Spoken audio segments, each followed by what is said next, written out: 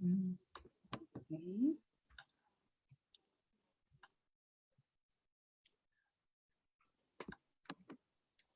All right, and good morning. Good morning, everybody. Welcome back to the International Women in Business May Money Talks Mastermind. I am your host, Ms. Vihil Vigil. I am a women's empowerment business coach and CEO and founder of the Empowerment Empire, and your gracious host for this program. I have with me a wonderful lady that I found while looking for amazing speakers on the internet, Miss Bridget Johnson. She's going to be speaking with us in regards to all of her amazing work on building financial literacy in our children, which is something we have been speaking about over the course of the month, and really addressing the matter that we don't really educate our kids in regards to financial matters. We don't let them be a part of the conversation. During some previous programs, we have talked all about how we, with my own child, what we like to do is we have our 3 jars. We have one for spending, one for saving, and one for gifting, or giving donations or tithing to our churches or however it is that we donate. And the importance of that and really instilling in our children financial literacy to an understanding that it takes money to create things, but then once you have money, what can you do with it to help make it grow in and of itself? So I would like to introduce, let me go ahead and grab the great details that we have in regards to our speaker. Hope everybody is having a fantastic day today. It is wonderful Wellness Wednesday. Let's go ahead and let me grab that bio information. I'm so excited. So we have, please welcome owner and of Creatively Invented children's book, author, educator, artist, and business entrepreneur, lifelong educator. You can find her at creativelyyinvented.com. Bridget A. Johnson, aka DJ BJ, children's book author. Super excited to have her here. She's with the Jefferson County Public Schools for nearly 20 years. She has developed zany learning tools geared towards students' academic success. I think that when we talk about how we are applying financial knowledge to our children, we must be creative, we must be strategic. So in her work in applying creative and strategic lessons plans for high needs children with structural and institutional challenges, Johnson has received recognitions for achieving positive outcomes using out-of-the-box teaching methods with immediate and incredible energy. Like a magician, the rapping school teacher creates amazing moments of surprise to help children with literacy and a love for reading. Most notably, she is a recipient of the Federal Credit Union's Hero of Education Award. It is our great pleasure and honor to have Miss Bridget Johnson join us for the May Money Talks Mastermind. Good morning, ma'am. How are you? Fine, thank you. Thank you for having me. You're welcome. I'm so glad you could make it and join us today. Where are you joining us from? I am in Louisville, Kentucky, the home of the Kentucky Derby.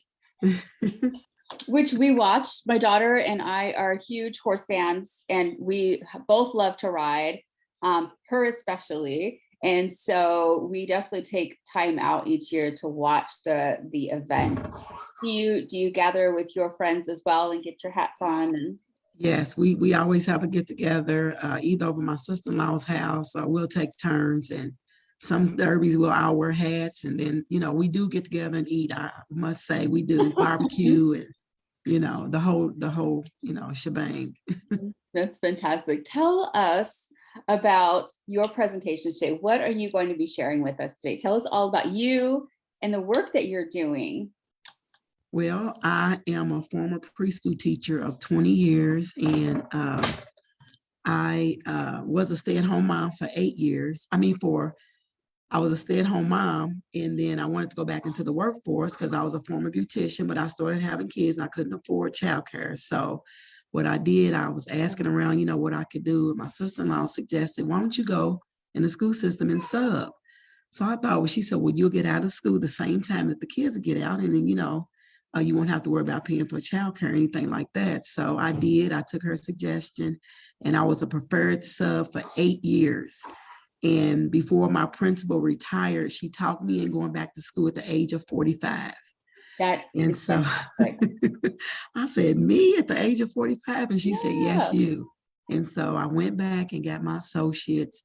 And right after that, I was just so excited that I finished that without driving my teachers crazy. I went on and got my bachelor's degree. And I'm currently stopped during COVID, but I currently working on my master's degree in Montessori education at Campbellsville University. That is fantastic. Congratulations on that. Congratulations. My daughter attends a Montessori school as well. And we just love it. We love all of the diversity of the program. I think is so crucial for her. I am just a super book nerd. You could set a whole bunch of books in front of me and I will just read. But my little girl is not like that. She needs a lot more different types of stimulation. I mean, they have roosters at her school that are like this big, huge, chickens, farm. They have these crazy art projects that they're always working on. I really love the Montessori style of education. It works very well for a very sort of always, looking for something new kind of child like I have. And I commend you for going back to school. I have a very good friend of mine who also, she went back to school. I believe she was in her 40s as well.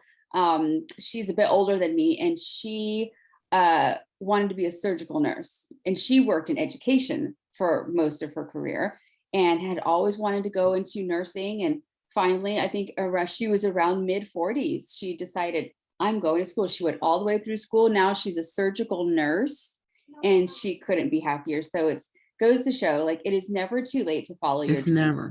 It's never too late. It's never too late. And I eventually will write a book about it, but, because some people want to give up, but,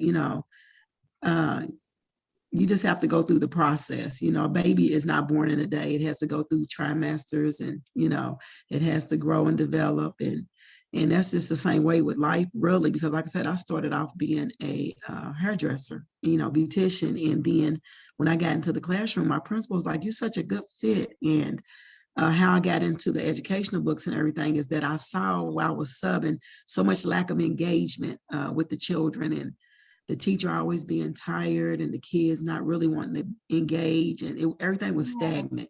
So I would jingle and, rap and ram off of little songs. I would make them up. And I had a keyboard that lighted up, and I would take it around to every classroom. And just, if there was behavior problems, I would act like I'm on stage, and I would play it. And they thought I was just really cool. So I came up with a song called Hey, Hey, I Know My Five Senses. And so the whole school knew me as the census lady. So I would go around and I would, they would say, there's a census, 5 senses lady. And I would say, hey, do you know your 5 senses? And the kids would say, what you say?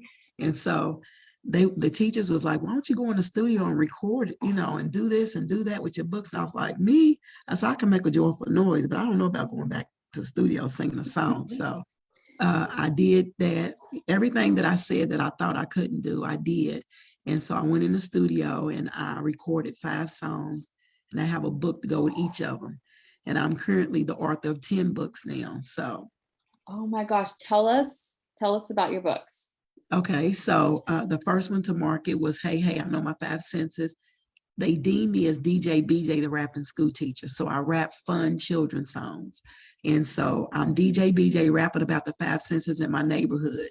And as I'm rapping through the neighborhood, I told my illustrator, I said, I just want, the kids, I said, I want a rapper, with the 5 senses around his neck. I just wanted something cool, but a flip on, with the children. He's like, while we were there, he drew my picture and I'm on the front of it. And I'm DJ BJ, the rapping school teacher. So that was my first to market. My second to market was Use Your Manners, because manners was at an all-time low. Really, kids didn't know how to say thank you or excuse me or I'm sorry. They would just do things and just think that was a normal way to do things. They didn't think that they had to say thank you or anything like that. And partly because they may have not been taught. So it might not have been their fault. So I came up with a cool way to teach manners in a fun way. It's 2 superheroes, Mighty Manners and Etiquette. And Mighty Manners is a superhero of our good deeds, and Etiquette is a supergirl of our etiquette. And we're rapping about teaching the kids how to say yes, ma'am, no, ma'am, thank you, please, and I'm sorry, and things like that. And so Mighty Manners and Etiquette have their own book, and Etiquette's book is about to come out, and she's just teaching about manners and about COVID, keeping your distance, and how to respect people, your elderly, and things like that. Mm-hmm. I love it. I know that for my child, when she was growing up and she was, I was trying to teach her, we're very big on manners at the dinner table, and at all times you say please, you say thank you, you ask for permission, you are helpful. Like, manners in our house is very, very big. And we also teach that not only is it's very important, but this is why it's important. You want to make people feel comfortable and respectful and respected the same as you would like to feel. And so we always kind of bring that back to, why are we behaving this way? Why do we want to be kind and respectful towards others? Because that's how we want to be treated as well. It's so very important. Tell me about the work that you're doing with financial literacy towards children. Well, I have 2 grandchildren, and one is 6 and one is about to turn 8, but she's 7 at the present time. And so I think when they first started with me, well, what had happened is that we bought them a lemonade stand, and they ended up, hosting a lemonade stand in our neighborhood. I think it was after COVID. And when we brought the lemonade stand out, it was so many people that stopped by, and they were blowing at the kids and everything. They just were just happy that little kids were doing something. And so that day we sold like 100 bottles of lemonade. Wow. And so a book stemmed out of that. And from the book, in the book, we talk about assets, we talk about gross profit, we talk about net profit, we talk about liabilities, we talk about loans, we talk about different things in the book that they're teaching their friends about in a kid way. Okay. Because they have friends, and they're kind of mocking Kamani and Dior, asking them, why would you want to just spend your money on having a lemonade stand? So in the book, they're explaining to them, how they want to double their money, and how if you just had $15 and spent it, you wouldn't have none left. But what if you had $15 and you brought you sold lemonade, and you sold, for $1 a cup, you would have $30. So they're explaining to Lavina. And so Lavina's puzzled, and she's wondering, how they're going to get the money for the table and the lemonade. Well, they make a loan from their parents, and their parents give them the money to buy the table and get the sugar and the lemons and all that. And so, and then they said something about, Lavina asked them, what about water? You don't have to pay for that, silly, because they had mentioned water at one point in the book. And so their dad is in the background explaining that, yes, we do have a water bill. We have to pay for water. So it goes on, and then it explains to them, to her, and then they talk about saving their money, because she wanted to know, well, when you get done, won't you just go and spend it on, she said, well, I got $5. I'm going to spend mine on video games and toys. And they were explaining, they said, well, we're going to spend just a little on our birthday. But other than that, we're going to save, because we're entrepreneurs, superpreneurs. We're entrepreneurs who save. And so it goes on and tells about, and so Lavina, they convinced Lavina at the end of the book. Lavina has some money left over, and she asked if she could invest in their business. And so they let Lavina invest. And so they also told Lavina, said, our parents taught us that it's more blessed to give than receive. So we're about to go out and do some superhero things right now. And so they talk about going to help the people in the coronavirus, about the coronavirus and the people that, needed supplies and all that. So they're going off to save the day as superheroes at the end of the book. So, and the Lavina wanted to invest in so they said, well, we got to go help me fund, and so go to our website and you can donate some money, so that's how it ends. They're going up in the air, and they're going to save the day with the coronavirus people. I am going to have to get that book. So right after, I believe it was, shortly after we had moved from Northern California down to San Diego area in Southern California.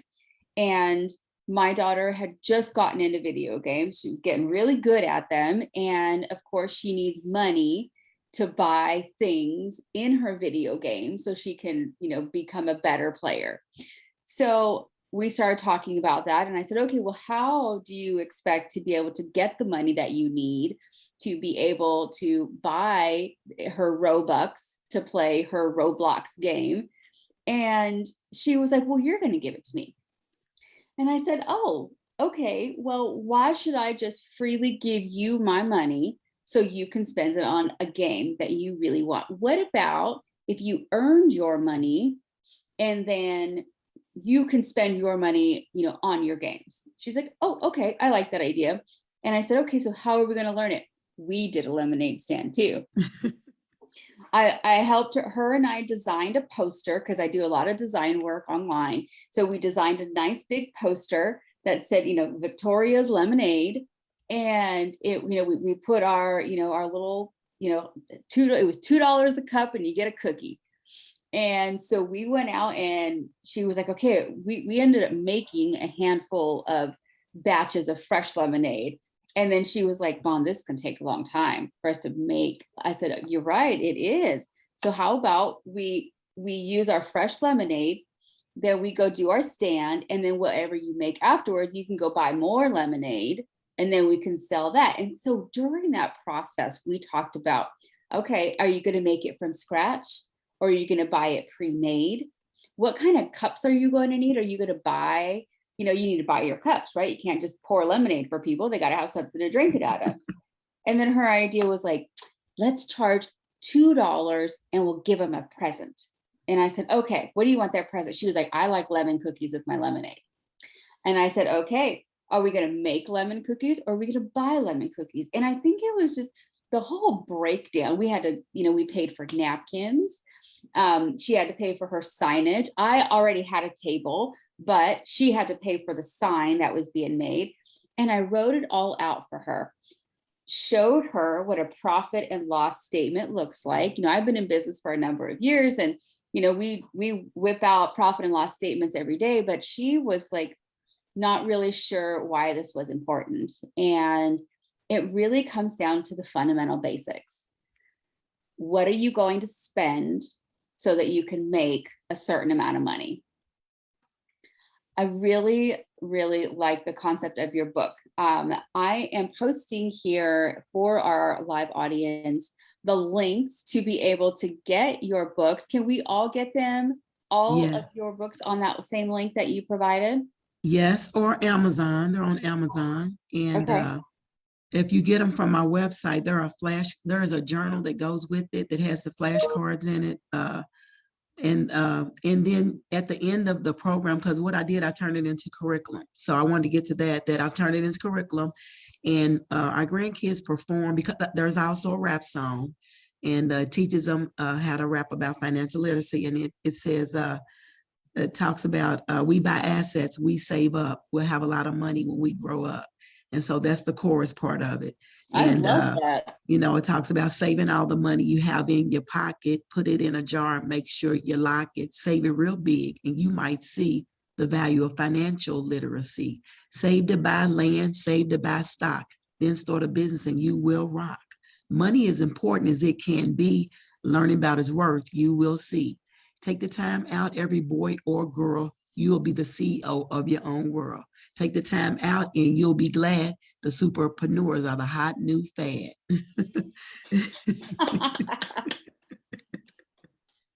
I love it. Oh my God, I love it. I grew up listening to a lot of hip hop and R&B. That was my jam. And when I saw what it was that you were doing, I was like, oh, I have got to hear this. What are you doing currently? Tell us more about what you're currently doing. What I'm currently doing, I just got 2 partnerships with Louisville Central Community Centers in Louisville, Kentucky. New Directions. They have picked up the financial literacy program. Right now, I'm doing one at Louisville Central Community Center, an hour twice a week, and we're talking about the foundation. What is money? And then we've been sorting money, and we've been talking about the who's on the faces of the coins. It's getting a basic foundation, and that's kindergarten through 3rd grade. And so at the end of it, it's going to be, it's a 6-week program. At the end of it is mindset. My grandchildren have 2 books, a journal called Affirmations, Powerful Affirmations. So we talk about mindset at the end of it. And, I am strong, I am powerful, I am limitless, I can do anything. We do all of that in the book, in the journal, and then in the journal, they can write, I am what? I am strong, write draw themselves strong. And then at the end of it, it has some mirrors, and whatever they want to be, whatever business they want to start, they can draw in there. And it says, mirror, mirror on the wall, there's a leader in us all. And so then they can, draw what they want to be, or get magazines and make a little vision board in the back of it. Yeah. I love it. I love it. We just launched our affirmations book yesterday as well. I saw it. It's so exciting. It's in the story, I shared the story behind the affirmation book, and it was really started with my daughter, where she was nervous to go to school, and she was nervous about making new friends, and we had just moved to a new area, and I told her, I was like, let's talk through it. Let's explore that. What are you afraid of? Let's talk about exactly, well, I don't know anybody, I'm not going to make friends. And my response was, well, whenever we go to the playground, you walk right up to folks and say, hi, can we be friends and play? And she was like, I do say that, don't I? I said, yeah, you do. So all you have to do is the same at school. Then it turned into, as I would talk her up every morning, then, I was doing affirmations for myself, because I am a true wholehearted believer in daily affirmations and daily gratitude writing. And so we started doing our daily affirmations on the way to school. And then one day I said the same affirmation twice. And she was like, Mom, we already said that one yesterday. We need to say a new one today. And I was like, oh, she is catching on. So what I ended up having to do is I used to write little note cards to myself before we'd get in the car. She was in the back seat in her car seat, so that I'd have a new affirmation every day. So she wouldn't be like, we already said that one. So eventually, we get to the point where we're almost at school, and we've done our affirmations, and I can see the change in her demeanor, when she is empowered to have a great day. And she feels confident and encouraged, that she has the skills to have a really good day. It's her choice on the kind of a day that she's going to have. So eventually those little note cards had to go somewhere. And finally I got so many of them. I was like, what am I going to do with all these affirmations that we've been talking about? She goes, that's when you write a book, Mom. And I was like, look at you. So it took me almost 2 years to finally get that book finished, because we were working on lots of different projects. And then I came across it over the last couple of weeks, because she's about ready to go into another new school. And all those memories kind of came back, and I was like, it's time. So then we launched the book just yesterday. I was super excited about that. Thank you. Mm-hmm. But it's what we can do for our children, whether it's affirmations to feel, positive and strong, whether it's teaching them about skills such as financial literacy, how to save, how to spend smart, how to, what is an investment, go get their friends. And, because when I was little, we used to do lemonade stands all the time. And then we'd start going into grandma's kitchen going, can we put bananas on the table? Can we sell cookies? My grandma would make these little quesadilla roll-ups, and we'd be like, Grandma, can we have your quesadilla roll-ups for our lemonade stand? And all this time we were collaborating. As adults, we can put labels on things and understand what it was that we were doing. So we need to remind ourselves that our children don't necessarily do that. So let's help them. Let's help them understand what they're doing. Because if we start giving them these words that they can use in regards to talking about money and finance and spending and saving, then as they grow older, it doesn't seem so foreign. No, and just think how many of us wouldn't have student loan debt right now if we were taught that. So my goal too is for them not to make the same mistakes that I've made. And we've already talked about, and when people interview them and different things like that, they performed at the Rotary Club here in Louisville, Kentucky, and it's a real high-end club. And a lot of the the businesses and people that were there, they were very impressed that children are learning about financial literacy at an early age. And so that's how I met those connections with Louisville Central Community Center and New Directions. And then I think I'm going to have a partnership with the Louisville Urban League here. So it's really catching on, and I hope to develop it more, the curriculum, because I think it needs to be in the school systems, because I think we can save these children a lot of heartache and pain if they learn about money early. And preschool is my niche, but, I go up a little higher. So I teach it from kindergarten to, from preschool to third grade. And like I said, my grandkids are starting to, when people ask them questions, they'll talk about, we don't want no debt. And so they say, we don't want no debt. No debt, no debt. Yeah, I think it's so crucial that we start those conversations early. I mean, I know that when my mother and I have talked about, finances and saving for this, and they bought a house recently, and they were talking about how, they could leave the state of California, which they did, and ended up moving to Idaho because they could buy a house. They could buy a house with like space, and in California, they were not able to do that just because of the cost of living and the value of property. So I've been having that conversation with my daughter about, well, Grandma and Papa moved to Idaho because, the property value is different in different areas. And so what does that mean if we want to be a buyer of property? I think when we have those conversations with our children, and we don't just kind of shush them away to think that they don't understand or they can't understand, like we need to get rid of that mindset for ourselves. Our children are little sponges, and they always, one of the things that pops into mind is that it's always said that it's so much easier for children to learn another language, or it's easier for you to learn another language when you're a child. So you can learn multiple languages a lot easier when you're a child. So let's think about financial literacy as another one of those languages, because it truly is. The words that are utilized, the meanings of things throughout the conversation when you're talking finances and when you're talking wealth building. We have been sharing throughout the course of the program on what does it mean to build generational wealth. And my conversation started oftentimes with the very first Rockefeller didn't have all the money that the Rockefellers have currently. And so who do you think started that? It started with one person. And how can you be that one person in your family? How can you be the change that you wish to see in your family's generational wealth? You can start your family's generational wealth by educating yourself and making sure that your children and their children all have that financial literacy to understand how important it is. I think the more that we open that conversation to all levels of our family members, the more successful our families will be as a whole going forward for current generations, as well as for future generations down the line.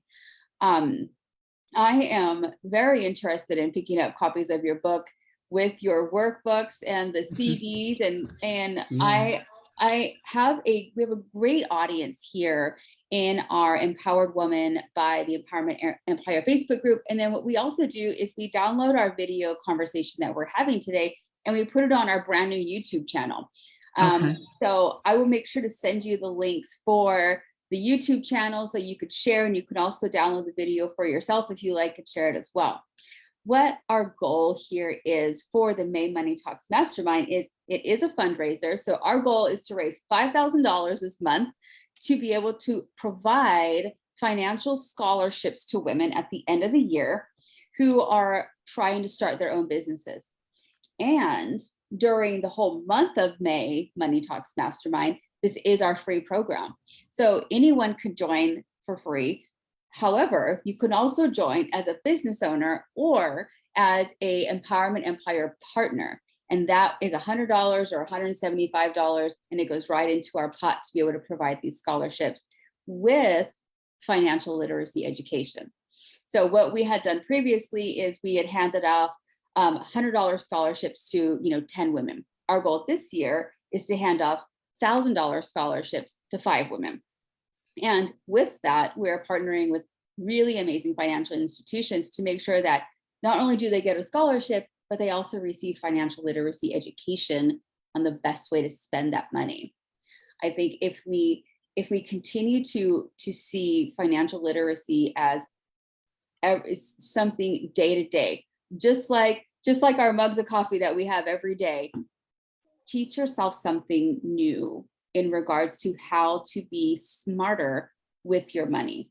If we normalize the conversation, it's not so scary, and our children won't see it as something so foreign.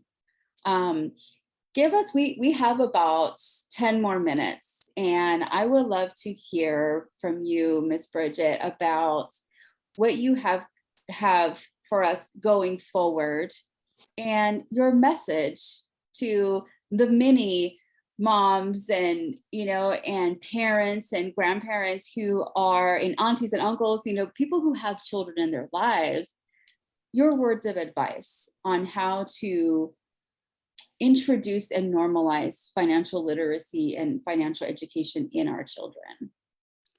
Well, I would say you have to put them in the environment, where they can start learning about it. For instance, I have a business, so I was a children's author.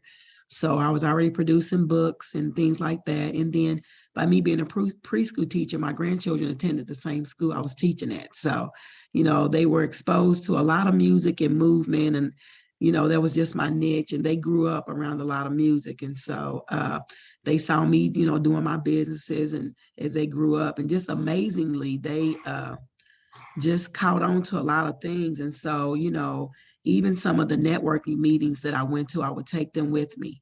So I think sometimes putting them in the environment where they can see what's going on, like, wow, this is really, make them think I'm really doing something. Where's Granny at with all these people? And they look so important, Because you are. And so when we went to the Rotary Club, they had the tables all fancy, and they're in there with their black t-shirts on and their tutus, because they wear t-shirts that say Lemonade Bosses, and they wear a black shirt and yellow tutu, and had their hair fixed up and everything. And so they're looking around at all these people, and they're the only 2 young people in there, and there was good exposure. So I think taking them to the, and then when they got up and talked about, the different things that they were doing in the Rotary Club and stuff, they got captured a picture of them, which I have to send you everything, because I didn't know I could do a PowerPoint presentation. But the awe of them looking at everything that was going on, they are mesmerized about hearing about people's businesses, about what the Rotary Club was doing, and they were going to have this and that, and they're just awestruck. And somebody took a picture of it, and you just would see their faces like, I want to do this when I grow up. And so I think me putting them in the environment where they're meeting people, they're going to be the Network of Women Entrepreneurs. They're on LinkedIn too. It's called New in Louisville, Kentucky. They have picked them as one of the 4 young entrepreneurs to host a vendor's table at their event, and they're paying for it. So it'll be free for them. Aww. And they also were invited to another event in Louisville called Juneteenth Celebration, and they're going to have their lemonade there. So we're trying to expand the brand with them, but most definitely the curriculum, getting that out there to the younger kids. And then at the end, we're going to have a pop-up shop in our curriculum where the kids can showcase their businesses. And if they want to make a bracelet, we're still going to make, let them sell it. And if they want to just draw, or if they want to, whatever they want to do, if they want to make cupcakes at the end of it. And we created a little business plan for them, and it's not complicated. It's kid friendly, and it just, talks about their purpose and their mission and stuff like that. And so they'll get a business plan at the end of it, and they want to do a pop-up shop and let them showcase whatever they want to make. Mm-hmm. My daughter's school just did that. It was their Kidpreneur Week, and my daughter made fuzzy magnets. It's like, they're like little fuzzy cotton balls that are like pink and blue, and it kind of like the little trolls with like their crazy hair. So it was like that kind of a fabric, and then they would glue them onto magnets. So you can have little like fuzzy magnets all over the place.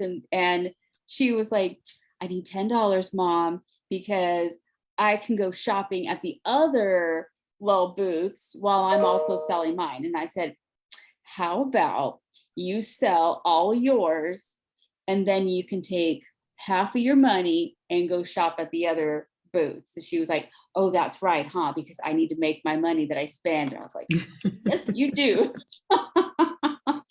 and we had her lemonade stand. It was like last summer. So it's been a handful of months, but having that conversation with her back then, she resonated with it, and she remembered, oh yeah, that's right. Because, if I'm going to be a business owner, then I need to make sure that I'm finding ways to bring income into my business. And these are my words, not hers, but bring income into the business, so that she understood that, she needed to use her money to be able to buy from the other tables. And I think that was just so great. I love that you are producing kid-friendly business plans out of this project as well. What I do with a lot of my clients, so I coach women who have left traumatic environments, who have dealt with a lot of PTSD or anxiety, or have left abusive relationships. And I help them with professional development, and through starting a business is how they can help build themselves back up. One of the hardest things for even adults is to put together a business plan, as simple as it is. I think that it gets overcomplicated real fast. And I love that you mentioned a kid-friendly business plan, because I'm going to share that little nugget of knowledge with some of my clients about how you are working with children to just talk about your mission, your vision for your project, what impact your product or service can make, within your community, and then what it can also do for you. I think we really, as business women, we sometimes we like to overcomplicate things when it doesn't really have to be complicated.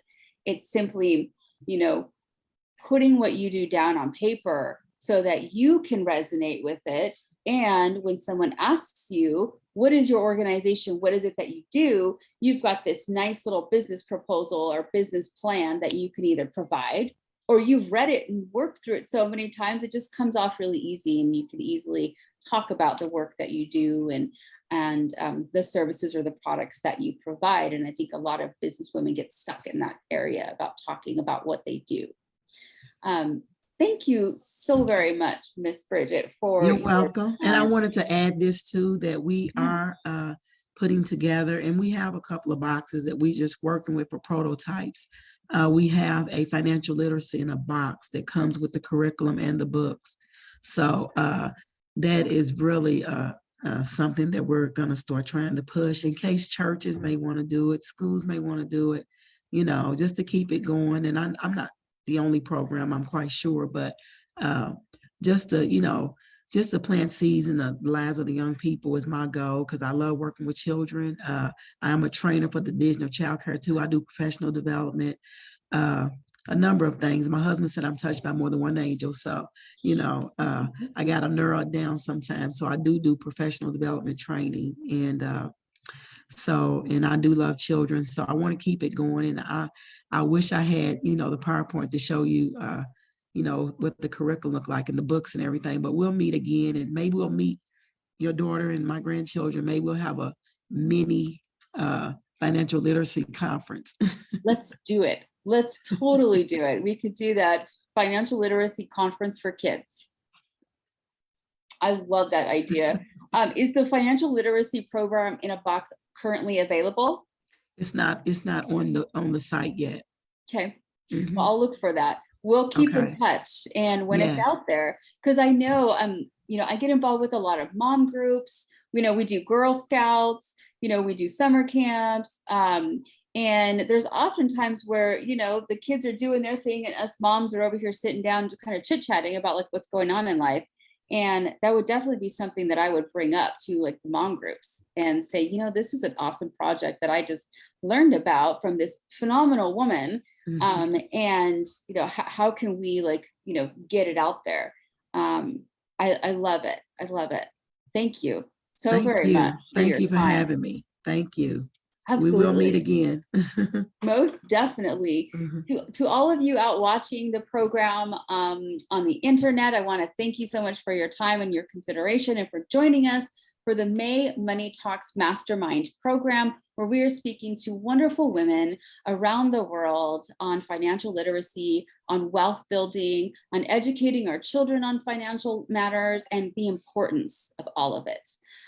So please stay tuned. We will see you tomorrow morning at 9 a.m. Pacific time, again, for our next featured speaker here at the IWB Mastermind May Money Talks. Thank you, Ms. Bridget, so very much. It was a great pleasure to meet you, and we will be in touch. Okay. Thank you. Have a good day. Bye. You too. Bye-bye.